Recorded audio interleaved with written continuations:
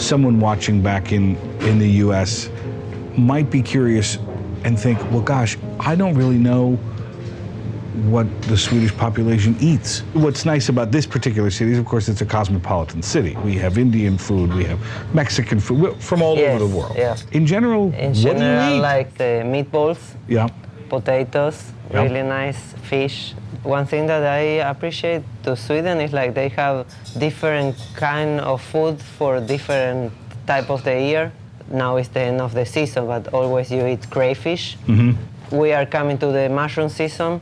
Oh. Everyone, Well, almost everyone mushrooms. in the whole country normally go to the forests and try to find some mushrooms. Really? Yeah, like everyone, even here in Stockholm, like everyone go to different national parks or small forests to pick like summer chanterelles or black trumpets. You've selected a perfect spot. It's as if we've got a front row seat to what's about to happen here, right? Yes, exactly. The idea is like we can be a little bit closer when we cooking the food and we can see the fire in different spots. The residents really care about what they're putting in their bodies. Absolutely. I think in general the population, everyone is thinking really much what you are eating. It's really important also here to exercise. This quite popular now to try to eat much vegetables. Yeah.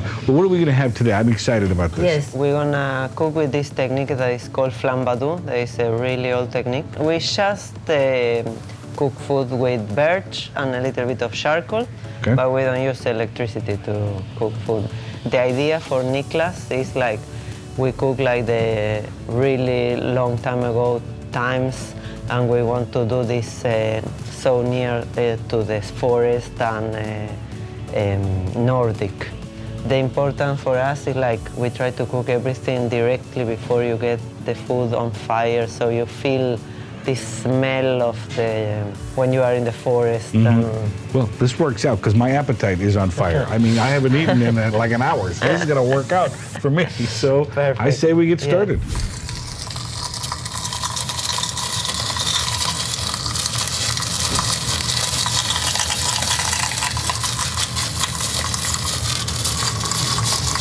So the idea is like to make crisp the area on the top with this dry aged beef fat that we have. That's amazing. So this beef fat is dry aged for a month.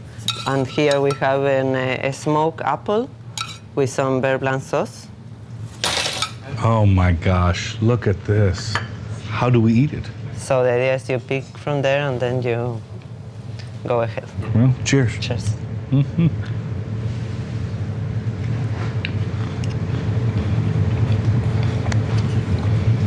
Oh my. I'm not sure how to describe that. That was amazing. You like it, right? Yeah. Do we have like 17 or 18 more of these to go? I mean, I don't know. I wish, oh my gosh, I wish there was a word in English that would describe the smokiness of that. Yeah, The fire. The fat give you this balance with the oyster, right? It absolutely does, but there is, oh my gosh. I might cry. I've never cried over an oyster. Today might be the day. Oh. What is it called? What on the We menu? call the oyster flambadou. That was lovely. What's next? So here we have these Swedish Chanterelles. Oh, we no. have these scallops that we ember bake directly on the branches. We have the sauce made out of the shells and the inside of the scallop, and we make it with the juniper butter with seasoned herb. And then on the bottom you're gonna have this Swedish seaweed that is also from the west coast. This is called rojina. And also we have these onion flowers on top. That is so light and perfect. This is incredible. Incredible. And did you say there's no stove back there? No, we cook there. That's it? Yeah. It's open, it's all open fire. flame. Yeah.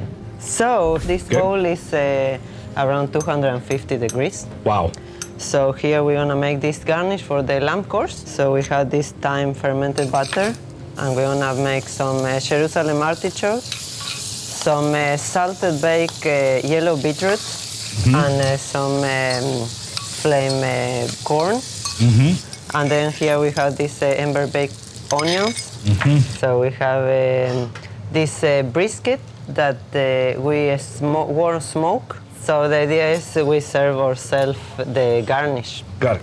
On the sides. On the plate we have this pickled kohlrabi. Underneath we have the ember baked eggplant. We have this brisket that we warm smoke for 3 hours. Oh my gosh. We have the high flame lamb, and we have these black trumpets. On the vegetables also it's like 3 different techniques, like we fry pan the Jerusalem artichokes. It's an interesting combination. You think fire, meaning you're going to cook everything quickly. Right? That's the logical, like, oh, of course, you're going to throw it on because we're used to having a grill and we put the thing on and we take it off. But you're talking about hours and hours of reductions and a perfect, I suppose that's why you end up with a Michelin Star. You know, like, that's a really, the cooking techniques, you're layering upon layers here. Yeah, one thing that is important when we are working, need a lot of attention from your skills. We have not invented words in English to describe how amazing this is. I sound like a broken record. It's ridiculous. This is ember baked eggplant. And what is on top? What is? This is a kohlrabi that we just pickle. The food here seems to make you, it almost forces you to slow down. But these meals, it seems to me, require you to, like you said, we have to be present to cook it. You have to be, you almost have to be present to eat it. I can't do this alone. The whole team make every guest happy, I hope. So here we go. So we're gonna have some dessert now. On the bottom we have this roasted oat flour. Okay, we marinate these raspberries in the elderflower juice. And on top we have this cream that is infused of herb. And on top we have this sorbet that make out of wood sorrel. Bon appetit. This is like a Christmas present. Oh. Raspberries are my favorite.